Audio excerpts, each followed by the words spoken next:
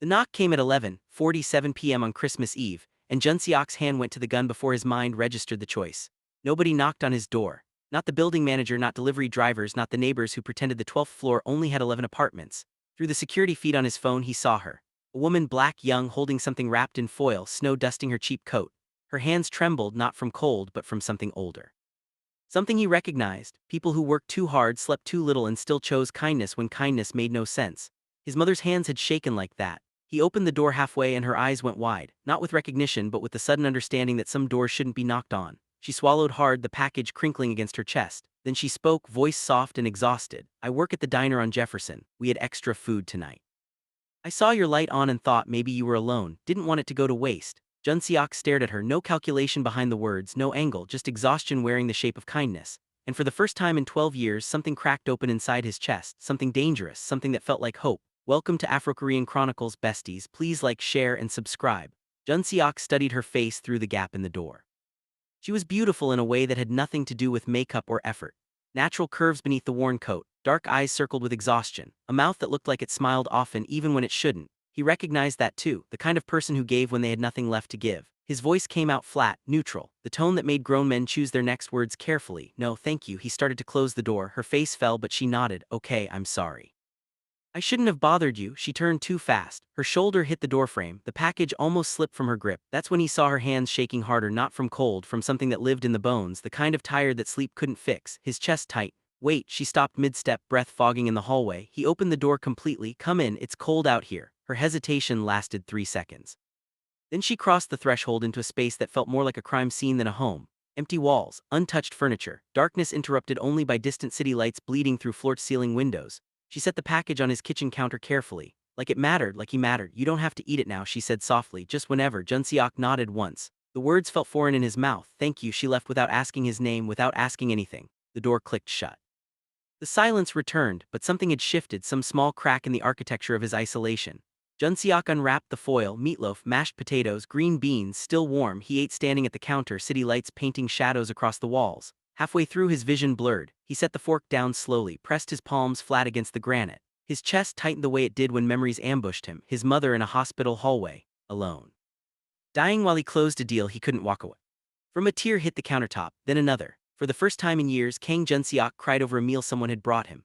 Across the city, Nia rode the bus home, staring at her reflection in the dark window, wondering why the man in apartment 1207 looked like he was drowning on dry land. She shouldn't have knocked on that door. The thought circled her mind like a vulture. She'd felt it the moment he opened up, danger compressed into stillness, power wrapped in restraint. Men like him didn't live on the 12th floor of a building with broken elevators by accident. They lived there because nobody asked questions. But she'd seen something else too, loneliness that looked like her own. The bus lurched to a stop. Nia stepped into cold that bit through her coat immediately. She walked 3 blocks to her apartment. The neighborhood greeted her with familiar sounds, distant sirens, someone's bass rattling windows, an argument echoing from an upper floor. Home was a studio above a laundromat that hummed 24 hours a day. The heat barely worked, the lock stuck, but the rent stayed low enough that she could almost make it every month if she picked up extra shifts and didn't eat much. She dropped her bag by the door, kicked off her boots, stood in the middle of the room trying to remember why she'd done what she'd done. The diner manager had handed her the leftover food at closing, meatloaf that got overcooked, sides that couldn't be sold tomorrow. She'd almost taken it home. Then she'd remembered the man in the window. She'd seen him 3 weeks ago on her way to the bus stop, 12 floors up, backlit by a single lamp, sitting alone at a table, no TV glow, no movement, just sitting. She'd noticed because most people filled their spaces with noise. He seemed to fill his with absence. By the 3rd week, she'd started wondering what kind of person spent every night like that. Tonight, holding warm food she couldn't afford to waste, she'd made a choice that defied logic. Her mother's voice had whispered through her memory, "Baby, being kind costs nothing, and sometimes it costs everything. You do it anyway." Her mother had died 2 winters ago, stroke. Nia had been working a double shift. By the time she got to the hospital, the doctors said there was nothing left to save. The guilt lived in her chest like a second heartbeat, always there, always reminding her she'd chosen work over presence. She couldn't fix that, but maybe she could keep someone else from eating alone on a holiday. Nia moved to her window now, pressing her forehead against cold glass. From here she could just barely see his building across the intersection. 12 floors up, one light still burning. She watched until it went dark, then she whispered into the empty room, "Please be okay." What she didn't know was that across the city, in an office overlooking Lake Michigan, 3 men were reviewing security footage from apartment 1207's hallway. The youngest one paused the video on Nia's face.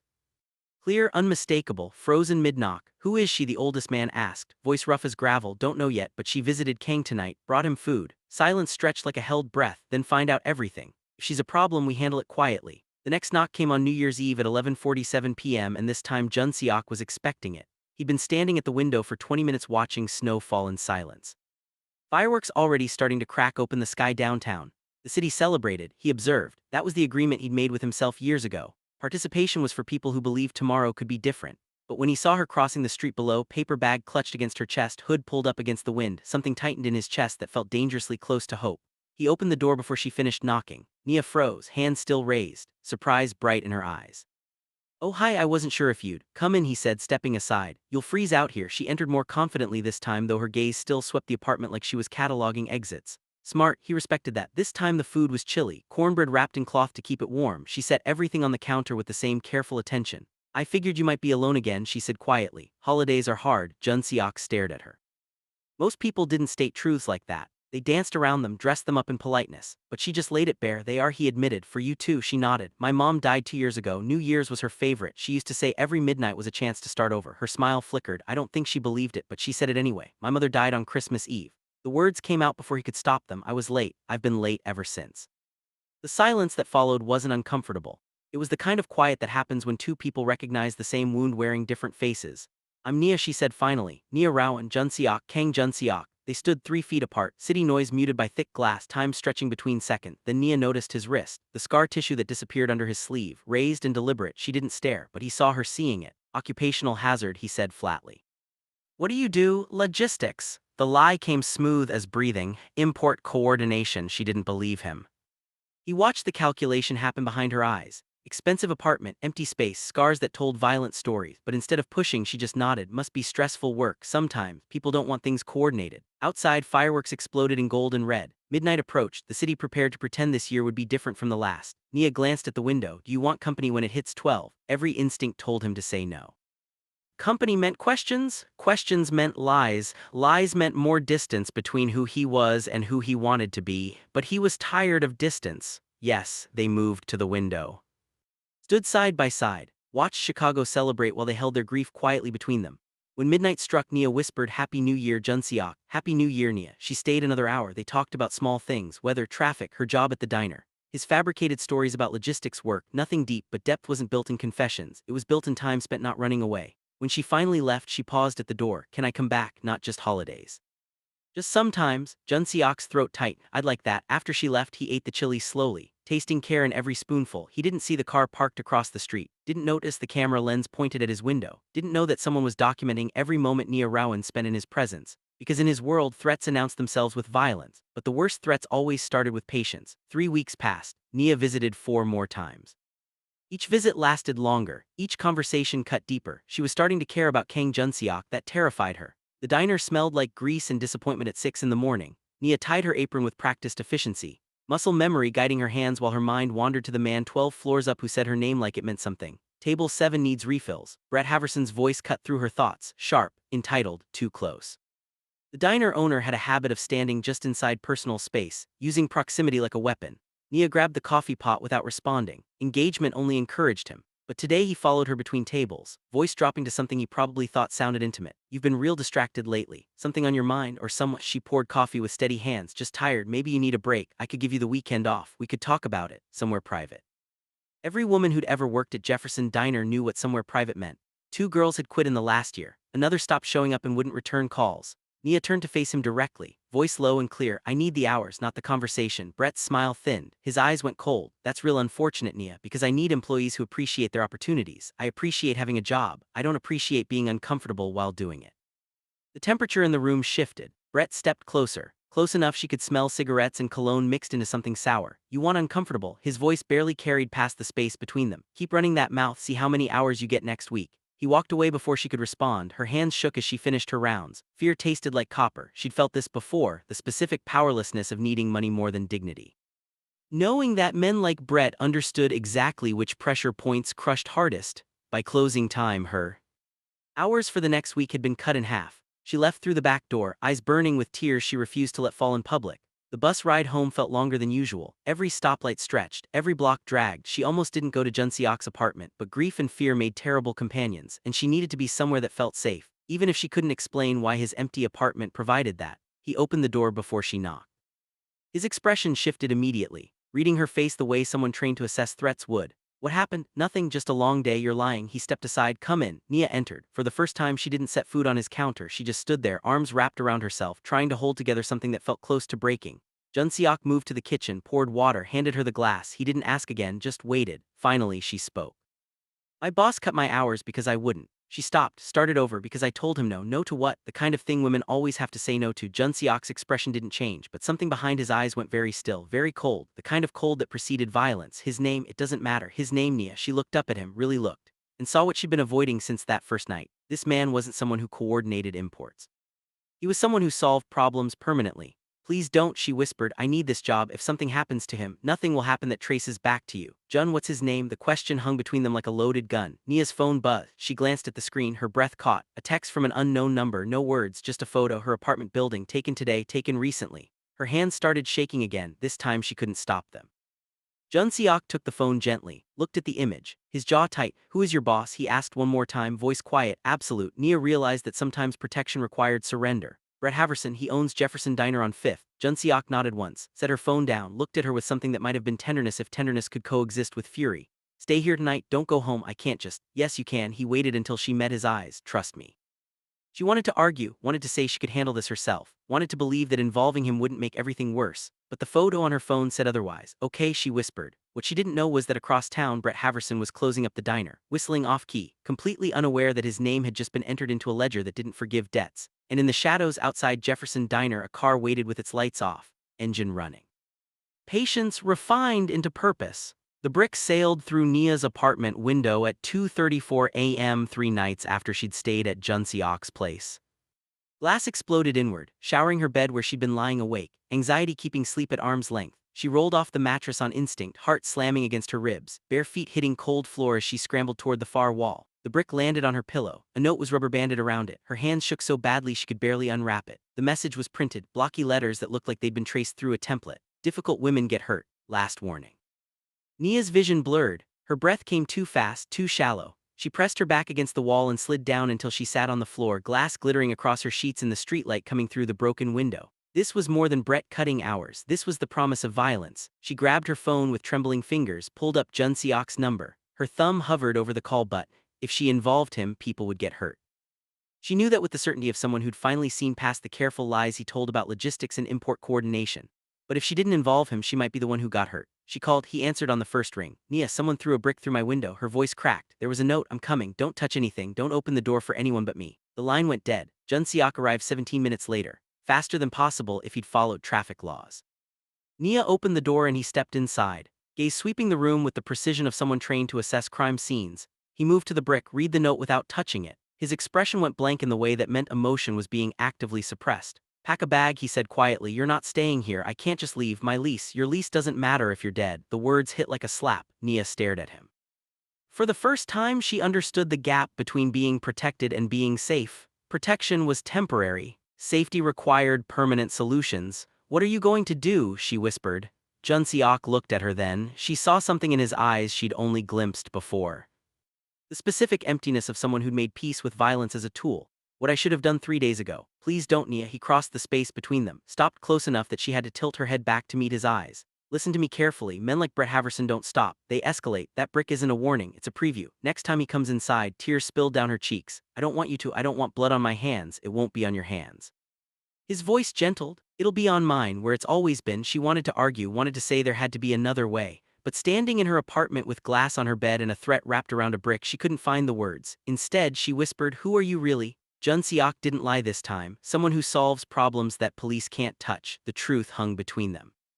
Heavy, absolute, terrifying. Nia's next question came out barely louder than breathing. How many people have you hurt? More than I can remember. Less than I deserve to. She should have run. Every survival instinct screamed at her to grab her things and disappear. But fear and exhaustion had worn her down to something raw and honest. I'm scared, she admitted. I know. He lifted his hand slowly, giving her time to pull away. When she didn't, he brushed the tears from her cheek with surprising gentleness.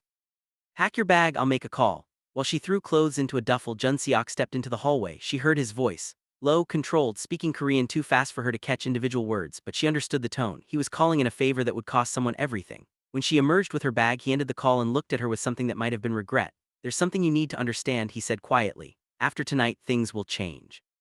Brett Haverson will disappear, the diner will close, questions will be asked, and you need to tell the police if they ask that you haven't seen him in days." Nia's stomach twisted. "You're going to kill him. I'm going to make sure he never hurts anyone again." Jun-seok held her gaze. "Can you live with that?" The question wasn't rhetorical, it was a choice. Nia thought about the other women who'd quit, the ones who'd stopped showing up, the photo of her apartment building, the brick on her bed.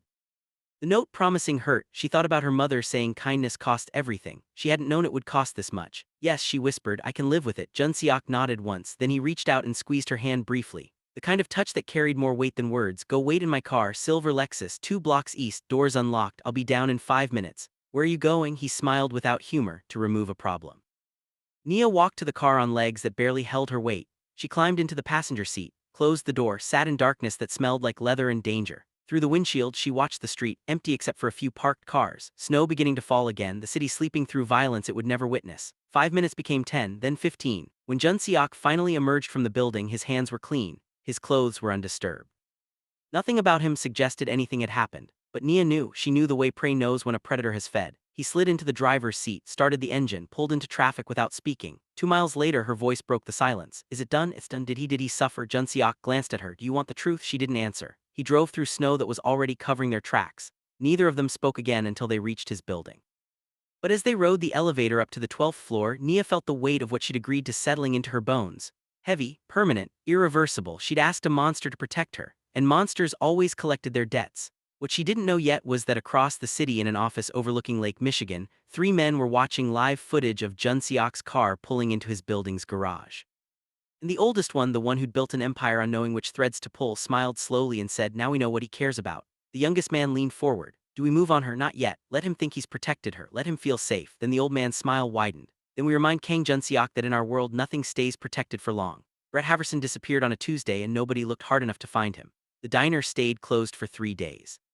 Yellow police tape stretched across the entrance. Officers asked questions nobody could answer. Nia told them what Jun-seok had coached her to say. She hadn't seen Brett since her last shift, hadn't heard from him, didn't know anything about threats or broken windows. The detective had studied her face for a long time. "You seem nervous, Ms. Rowan." "I'm always nervous around police." She'd met his eyes steadily. "That's what happens when you grow up black in this city." He'd nodded and moved on to the next employee. What the police didn't know, what they'd never find, was that Brett Haverson had stopped existing in any meaningful way. No body, no trail, just an absence that would eventually be filed under missing persons and forgotten beneath newer tragedies. Nia learned this sitting in Jun-seok's apartment 5 days after the brick came through her window. She'd been staying with him since that night, sleeping on his couch, moving through his space like a ghost haunting someone else's life.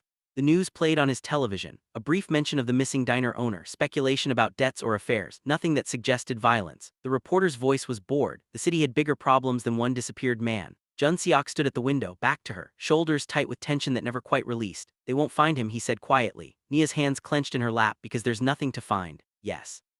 The word hung between them like smoke.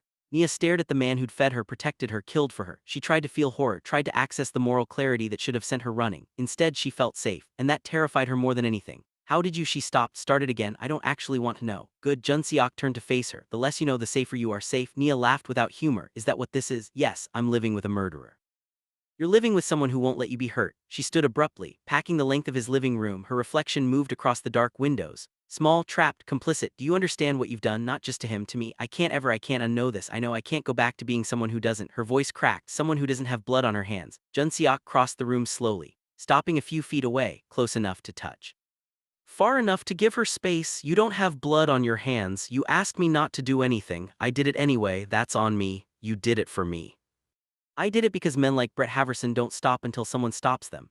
Nia wrapped her arms around herself. She was shaking again. The tremor that had become constant since the brick, since the note, since she'd watched Jun-seok leave her apartment with murder in his eyes. "I should hate you," she whispered. "You should. I should be scared of you. You should be, but I'm not." She looked up at him, tears streaming. "I'm grateful, and that makes me just as bad as you are." Jun-seok's expression shifted, pain flickering across features usually locked in control. "You're nothing like me." "Then why do I feel like I am?" He had no answer for that. Nia moved to the couch, sank down, buried her face in her hands. Sobs came hard and jagged, grief for the version of herself who could still pretend the world ran on justice instead of violence. Jun-seok stayed where he was, giving her space to break without an audience. When she finally looked up, eyes red and swollen, she said, "I need to know something." "Okay."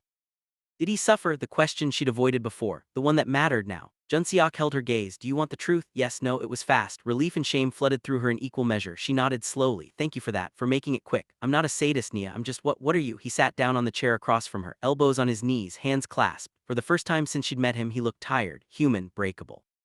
I'm someone who learned early that the world doesn't protect people like my mother or people like you, so I became someone who could, by becoming what they fear. Yes. And you've done this before, many times. Yes, Nia wiped her eyes. Who are you really? Not logistics, not import coordination. Who is Kang Jun-seok? He was quiet for a long moment. Then he told her the truth she'd already guessed. I work for a Korean syndicate. Enforcement, collections, removals. I've done it for 12 years. I'm very good at it. And until I met you, I never questioned whether I should be. The confession settled between them like falling snow. Nia should have run. Should have called the police, should have done anything except what she did next. She reached across the space between them and took his hand. I can't do this, she said softly. I can't be the reason you keep killing people. You're not. Yes, I am, and you know it. She squeezed his fingers. You did this because you care about me. Which means every time someone threatens me, you'll do it again. And again, until what? Until you're safe. And I'm what I've always been. No, she shook her head. You're more than that. I see it, the man who cries over warm food, who sits alone on holidays because he doesn't think he deserves joy. That's who you really are. That man killed for you last week. I know, tears fell again, and I'll carry that forever, but I won't let you carry more because of me. Jun-seok's jaw tight. What are you saying? I'm saying I care about you too much. And caring about you means wanting you to be more than someone who solves problems with violence. I don't know how to be anything else. Then learn. She pulled her hand back because I can't love someone who will keep killing to protect me. I won't be the excuse. I won't be the reason. The word love hung between them. Unexpected, devastating, true. Jun-seok stared at her like she just shot him. You can't love me, he said hoarsely. Too late. Nia stood, moved toward the guest room where her things were packed. But I also can't stay if this is who you'll keep being. I'm going to stay with a friend for a while. Give us both space to figure out what this is. It's not safe. You made sure it was safe. Brett's gone. The threat's gone. She paused in the doorway. Now I need to figure out if I can live with what that cost. She left the next morning. Jun-seok watched from the window as she crossed the street, bag over her shoulder, disappearing into the city that had tried to break her. And for the first time in 12 years, Kang Jun-seok realized that some problems couldn't be solved with violence. Some problems required becoming a different man entirely. 3 days later, he made a call that would end everything he'd built. But what he didn't know was that his bosses had been waiting for exactly this moment, when he finally cared enough about something to become weak. 3 weeks passed like years. Jun-seok moved through his days in a fog of purpose and regret. He'd begun the process. Talking to federal prosecutors, offering testimony in exchange for witness protection. Names, locations, operations, everything except what would hurt Nia. The FBI agent across from him had been skeptical at first. Why now, after 12 years of perfect loyalty, why turn? Jun-seok had answered simply, because I met someone who made me remember I used to be human. The agent had nodded, written something down, then pushed a folder across the table. If you do this, you understand what it means. New identity, new city, no contact with anyone from your previous life, including her, especially her. The words had cut deeper than any blade. But Jun-seok had signed anyway, because loving Nia meant keeping her safe, even if that meant she could never know what he'd sacrificed, even if it meant becoming a ghost she'd never find. That night he wrote her a letter, plain envelope, no return address. Inside, 3 words in careful handwriting. You are safe, and at the bottom a date, Christmas Eve, 7 years forward, an invitation or a promise or both. He mailed it the next morning, then he disappeared into federal custody. What he didn't know was that Chairman Park had been waiting. The old man sat in his office overlooking Lake Michigan, fingers steepled, eyes cold. He'd built an empire on understanding leverage, and Kang Jun-seok had just given him the perfect piece. The youngest enforcer, Lee Sang-woo, stood at attention. Orders, Chairman? Park smiled slowly. Kang thinks he can walk away, thinks he can protect the girl by leaving. We'll let him believe that for now. And then we remind him that debts don't expire, that protection is an illusion, and that the only way to truly keep someone safe, Park's smile widened, is to ensure they're worth more alive than dead. Make contact with Nia Rowan, nothing threatening, just observation. Let her know she's being watched. Let Kang hear about it wherever the feds are hiding him. Break him slowly. Sang-woo nodded. And if she runs, then we find her. Park leaned back. We have time. 7 years if that's what it takes. Because when Kang finally surfaces, when he can't stay away anymore, we'll be waiting. The years crawled forward. Nia built a life in the spaces Jun-seok left behind. She moved out of Chicago, found work at a women's shelter in Indianapolis, went back to school, got her degree in social work, helped survivors who needed protection but didn't know how to ask for it. She thought about Jun-seok every day, wondered if he was alive, wondered if he thought about her, wondered if love could survive this much distance and silence. The letter stayed tucked in her nightstand. You are safe. Christmas Eve, 7 years, she counted down without meaning to. 5 years, 4, 3, each December 24th that passed felt like a promise breaking. But she kept the date circled on every calendar, kept hopping, kept believing that somehow somewhere he was doing the same. Meanwhile, Jun-seok served time in federal prison under witness protection. His testimony had dismantled operations across 3 states, destroyed networks that had existed for decades. He'd pleaded guilty to enough charges to satisfy justice without revealing organizational structure. 15 years, eligible for parole in 7 if he cooperated fully. He attended therapy, took classes, learned what it meant to face consequences instead of inflicting them. And every night he thought about Nia, wondered if she'd kept the letter, wondered if she'd moved on, wondered if 7 years was too long to ask someone to wait when he'd never actually asked. Christmas Eve of year 7 arrived cold and clear. Nia stood in her apartment in Seattle. She'd moved there 6 months ago, chasing a job opportunity, chasing distance from memories, chasing something that felt like hope. The address had arrived 2 weeks prior, plain envelope, no return address, just a street number in Seattle and a time. 7 p.m. She'd almost ignored it, almost convinced herself it was dangerous, almost stayed home, but at 6:30 she put on her coat.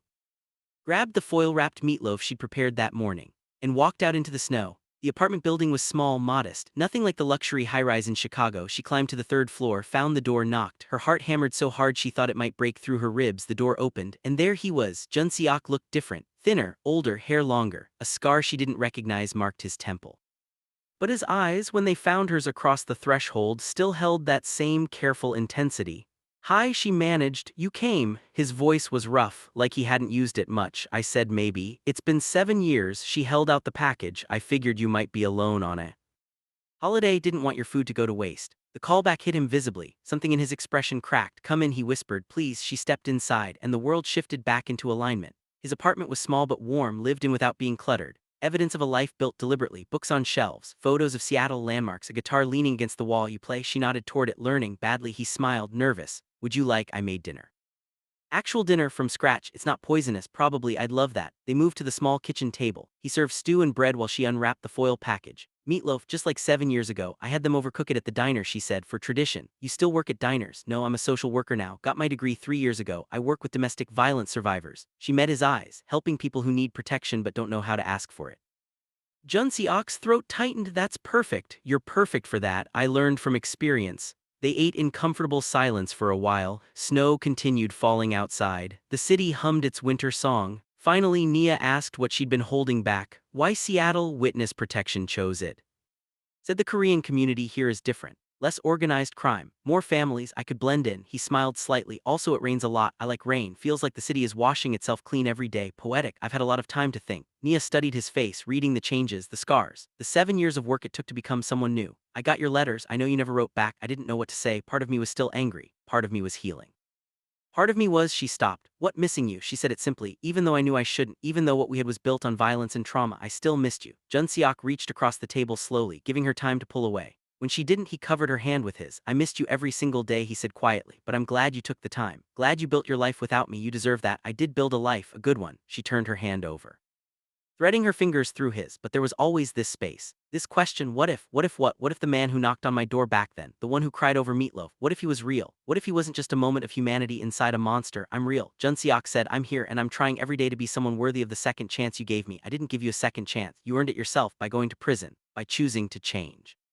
She squeezed his hand. "That's what matters, not the punishment, the choice." They finished dinner slowly, talking about small things, her work, his grocery delivery job, Seattle weather versus Chicago cold, building new memories on top of old pain. When the plates were cleared, Nia stood, moved to the window. Snow had covered everything now. The city glowed white and clean. "I can't promise this will work," she said without turning. "There's too much history, too much hurt. I don't know if love can survive what we survived." "I know." Jun-seok crossed to stand beside her, close but not touching, present but not demanding. "But I'm willing to try. If you are." "I've spent 7 years learning to be patient. I can be patient with this too." She turned to face him finally, tears glistening but not falling. "Then let's start slow. Dinner once a week. Real conversations. Getting to know who we became when we weren't together. I'd like that." And maybe, she continued, "if it works, we figure out what love looks like when it's built on honesty instead of trauma." "I'd like that even more." She smiled then, real, warm, cautious but hopeful. And in that moment, Kang Jun-seok understood something he'd never believed possible. Redemption wasn't about erasing the past. It was about building a future worthy of the person you hurt most. "Merry Christmas, Jun-seok," Nia whispered. "Merry Christmas, Nia." Outside, the city kept snowing. Inside, 2 people who'd survived darkness found their way toward light. 2 years passed like seasons changing, slow, natural, inevitable. They had dinner every week, sometimes at his place, sometimes at hers. They talked about everything: childhood dreams, fears, the things they'd lost and the things they hoped to find. Nia met his therapist. Jun-seok met her colleagues. They built trust in increments. Small moments that added up to something solid. He learned to cook her favorite meals. She learned to play guitar badly alongside him. They laughed more, cried less, started to believe that maybe, just maybe, broken people could choose to be whole. One night in spring, Jun-seok took her to the waterfront. The city lights reflected off Puget Sound in ribbons of gold. They walked in comfortable silence. His hand found hers. "Nia," he said quietly, "I need to tell you something." She stopped. Heart suddenly racing. "What? I'm not the same man who killed for you 7 years ago, I know. But I'm also not someone who'll ever forget what I did, I know that too." He turned to face her fully, taking both her hands. "I've spent 9 years trying to become someone worthy of you, someone who solves problems without violence, someone who builds instead of destroys, and I think I'm finally there." Tears blurred her vision. "Jun-seok, I love you, not the memory of you, not the idea of you, you." The woman who brought warm food to a stranger, who saw humanity in a monster, who refused to let me stay broken. He reached into his pocket, pulled out a small box. "I don't deserve you, I probably never will, but I'm asking anyway. Will you marry me?" Nia's breath caught. The box opened, a simple ring, elegant, honest, like everything they'd built together. "Yes," she whispered. "Yes, 1,000 times yes." He slipped the ring onto her finger, then pulled her close. Kissed her like she was oxygen and he'd been drowning for years. Around them, the city moved on, indifferent to two people choosing love over fear, choosing hope over history, choosing each other. They were married that summer in a small ceremony on the waterfront.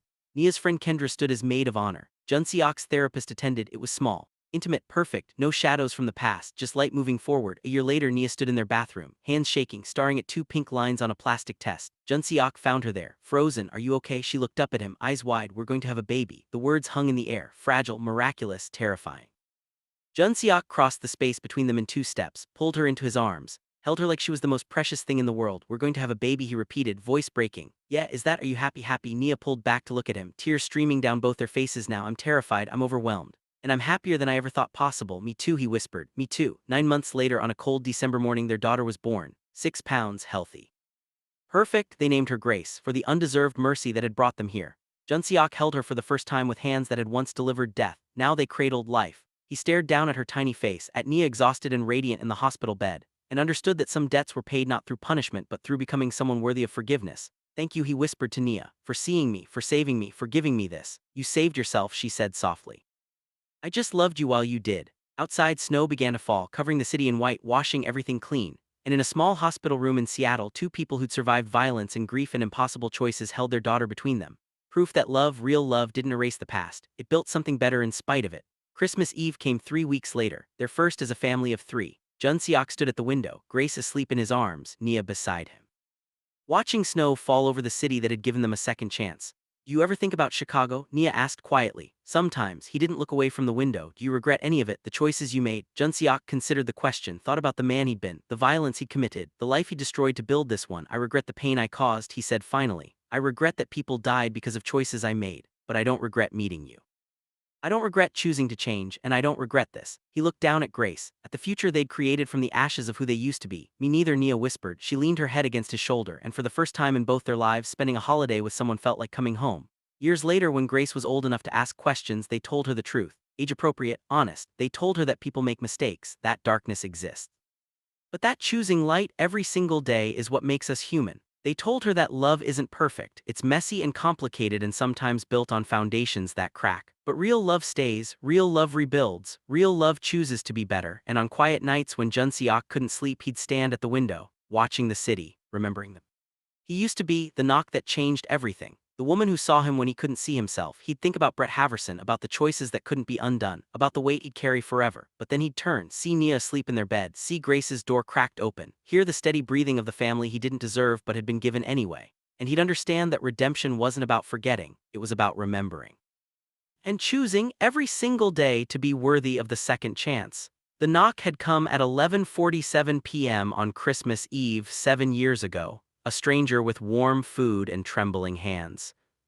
And it had changed everything, not because it erased the darkness, but because it proved that even in the deepest night, light could still find a way in. If you're still with us, besties, thank you for being part of this journey. Stories like this remind us that people aren't defined by their worst moments but by their choice to become better. If this story touched you, hit that like button, share it with someone who needs to hear it, and subscribe to Afro-Korean Chronicles for more stories that prove love, redemption, and second chances are always possible. Drop a comment telling us where you're watching from and what this story meant to you. Until next time, remember that broken people can choose to heal, monsters can choose to be human, and love, real love, is always worth fighting for. We'll see you in the next story.